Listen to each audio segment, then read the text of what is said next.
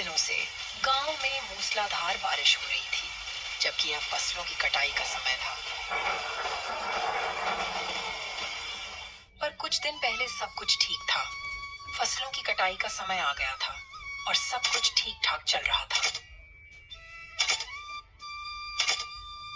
भाई, इस बार सबकी फसल अच्छी दिख रही है। हाँ, सही कहा रामू भाई। मैं इस बार फसल बेचकर साहूकार का सारा कर्ज चुका दूंगा। हाँ, मैं भी घर की मरम्मत करूंगा। चलो मिलते हैं कल।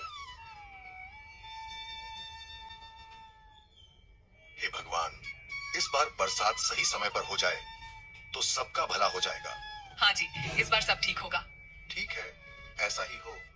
अचानक आसमान पर काले बादल छा जाते हैं, बिजली कड़कती है, भारी बारिश होती है। ये बारिश तो रुक ही नहीं रही। अब क्या होगा? हम तो बर्बाद हो जाएंगे। भगवान पर भरोसा रखिए, सब ठीक होगा। लेकिन बारिश नहीं रुकती और सारी फसलें बर्बाद हो जाती हैं। खेतों में सिर्फ पानी पानी रह जाता है और किसानों की सारी मेहनत मिट्टी में मिल जाती है। रामू की भी सारी फसल खराब हो जाती है। वो खेत के बीच खड़ा होकर टूटे मन से कहता है, हे भगवान, इस बार तो हमारी सारी उम्मीदें डूब गईं। अब साहूकार का कर्ज कैसे चुकाऊंगा? बर्बादी के बाद भी कर्ज तो कर्ज ही था। साहूकार ने अपना हिसाब मांगा। रामू, कर्ज लौटाओ वरना तुम्हारी जमीन मेरी। साहूकार जी, फसल बर्बाद हो गई है, थोड़ा समय दीजिए।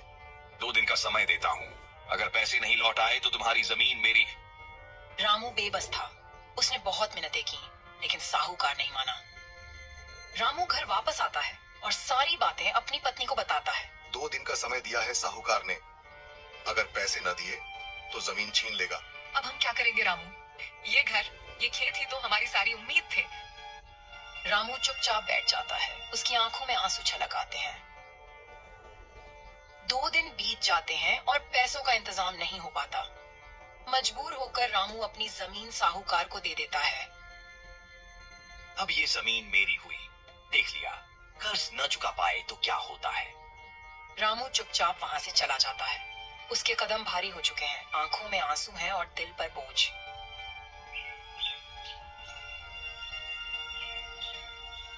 जमीन छिन जाने के बाद रामू के पास सिर्फ एक ही रास्ता बचा था, जंगल से लकड़ी काटकर बेचना।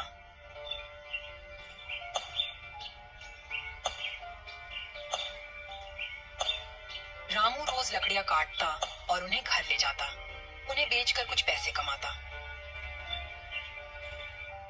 एक दिन रामू हमेशा की तरह जंगल में लकड़ी काट रहा था। तभी वहां पर एक साधु आते हैं। बेटा, मुझे बहुत भूख लगी है। तुम्हारे पास कुछ खाने को है क्या? नहीं साधु महाराज, मेरे पास खाने को तो कुछ नहीं है, पर मेरे पास 5 रुपए हैं। आप पास के ढाबे से भोजन कर सकते हो। रामू के पास और पैसे नहीं थे, फिर भी उसने वो 5 रुपए साधु को दे दिए। बेटा, तुमने अपने पास कुछ न होते हुए भी मेरी मदद की है। मैं तुम्हें एक राज बताता हूँ। इस जंगल में एक बाजार लगता है। मैं तुम्हें उसका रास्ता बता देता हूँ। तुम वहां से सामान खरीद कर बेच देना और अपना घर चलाना। इतना बोलकर साधु वहां से चला जाता है। रामू भी घर चला जाता है, लेकिन साधु की कही बातें उसके मन में ही घूमती रहती हैं। अगले दिन रामू किसी को बिना कुछ बताए चुपचाप जंगल की ओर निकल जाता है। रामू कांपते कदमों से आगे बढ़ता जाता है और साधु द्वारा बताए गए रास्ते को याद करते हुए चोर बाजार ढूंढने लगता है। रामू काफी देर जंगल में भटकने के बाद अचानक रुक जाता है। पेड़ों के बीच से एक चमकती हुई रोशनी और शोरगुल की आवाजें आती हैं। वह धीरे धीरे आगे बढ़ता है और उसकी आंखें हैरानी से फैल जाती हैं। उसके सामने चोर बाजार था। रामू धीरे धीरे हिम्मत जुटाकर कोने में लगी 2 दुकानों के पास जाता है। ये बाजार में क्या क्या मिलता है? यहाँ वो हर चीज मिलती है जो तुम्हें चाहिए। तो फिर चावल और गेहूं की क्या कीमत है? तुम कोई भी अनाज लो, सब 1 रुपए का 50 किलो है। अरे वाह, तो फिर मुझे 50 किलो चावल और 50 किलो गेहूं दे दो। रामू दुकानदार को पैसे देकर जितना अनाज वह उठा पाता है लेकर गांव की तरफ चल पड़ता है। उसके चेहरे पर लंबे समय बाद उम्मीद और खुशी झलक रही होती है। रामू बोरी लेकर घर आता है। उसकी पत्नी हैरानी से देखती है और पूछती है, कहाँ से आया रामू? हमारे पास तो पैसे भी नहीं थे। ये सब भगवान की दया है। मुझे एक साधु बाबा ने एक जगह बताई है, वहाँ अनाज बहुत सस्ता मिलता है। सच रामू? अगर ऐसा है तो अब हमारा घर फिर से चल पाएगा। रामू, ये तो बहुत सारा अनाज है। एक काम करो, कुछ तुम दुकान पर बेच दो तो थोड़े पैसे भी मिल जाएंगे। हाँ, ये ठीक कह रही हो।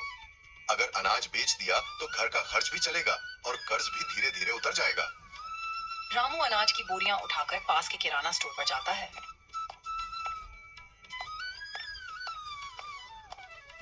रामू बोरियां बेच देता है और उसके हाथ में अच्छे पैसे आ जाते हैं। उसके चेहरे पर संतोष और उम्मीद की चमक आ जाती है।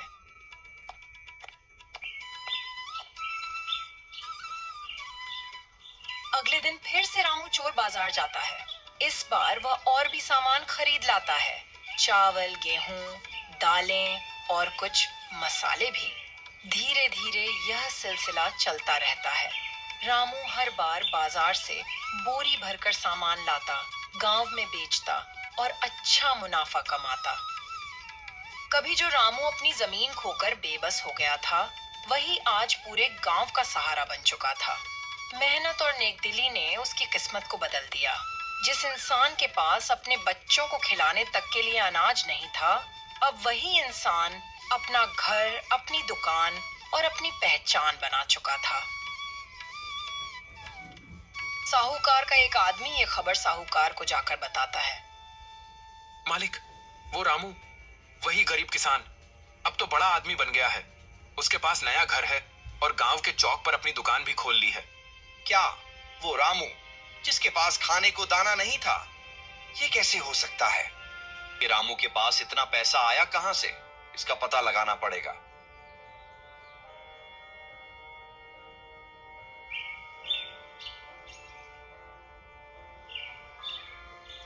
अगले दिन जब रामू चोर बाजार के लिए जंगल की ओर निकला, तो उसे ये पता नहीं था कि कोई उसकी हर हरकत पर नजर रख रहा है। साहूकार चुपके चुपके उसका पीछा कर रहा था। ओह, तो रामू यहाँ से माल खरीदता है। ठीक है, कल मैं भी यहाँ आऊंगा और सोना खरीद लूंगा। फिर देखता हूँ कैसे रामू मुझसे आगे निकलता है। और साहूकार चुपचाप अपने घर लौट जाता है। अगले दिन साहूकार चोर बाजार के लिए निकल जाता है।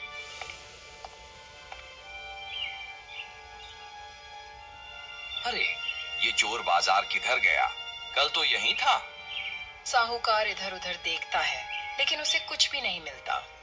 वह हैरान और गुस्से में खाली हाथ अपने घर वापस चला जाता है। साहूकार घर जाकर भी जंगल के चोर बाजार के बारे में ही सोच रहा था। रामू अपनी पत्नी से कहता है, मैं सोच रहा हूँ एक आखिरी बार चोर बाजार से कुछ खरीद लूं और सबका धन्यवाद कर दूं, क्योंकि उसी की वजह से हमें सब कुछ मिला है। जैसा आपको ठीक लगे। रामू जंगल के रास्ते पर जा रहा होता है कि तभी उसे वही साधु मिलते हैं जिन्होंने उसे चोर बाजार का रास्ता बताया था। प्रणाम साधु महाराज। कहाँ जा रहे हो बेटा? मैं चोर बाजार की तरफ जा रहा हूँ। पर वो चोर बाजार अब वहां नहीं है।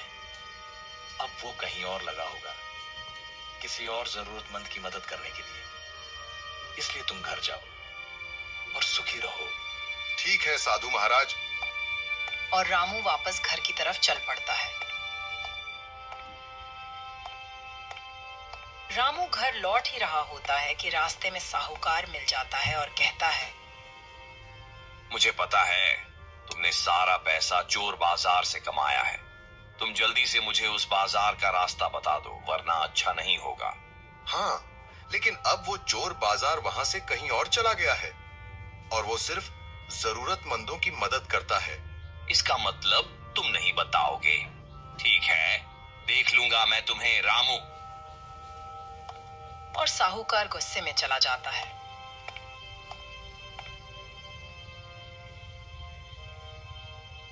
अगली रात जब रामू अपनी दुकान बंद करके घर चला जाता है, उसके जाने के बाद साहूकार वहां आता है और उसके हाथ में जलती हुई मशाल होती है। और गुस्से से तिलमिलाया हुआ साहूकार आधी रात को चोरी छिपे रामू की दुकान को आग लगा देता है। जैसे ही वह भाग रहा होता है, गांव का सरपंच उसे देख लेता है, पर तब तक दुकान बर्बाद हो चुकी होती है और साहूकार भी वहां से भाग जाता है।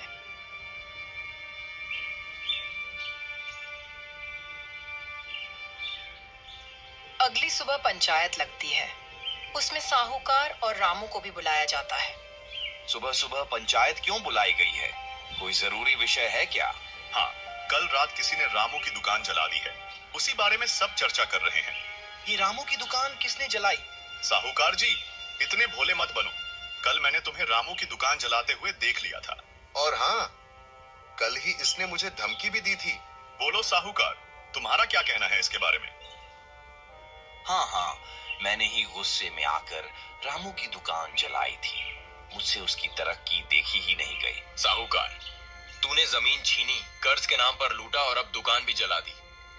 तू गांव में रहने लायक नहीं है। गांव वालों, गुस्से से नहीं, सच्चाई और मेहनत से ही इंसान जीतता है। साहूकार ने अपनी गलती मान ली है, अब उसे माफ कर दो। हाँ, पर साहूकार, तुम्हें रामू की दुकान दोबारा बनवानी पड़ेगी और गांव के सब किसानों का कर्ज आधा करना पड़ेगा। ठीक है, जैसा आप सब कह रहे हैं वैसा ही होगा।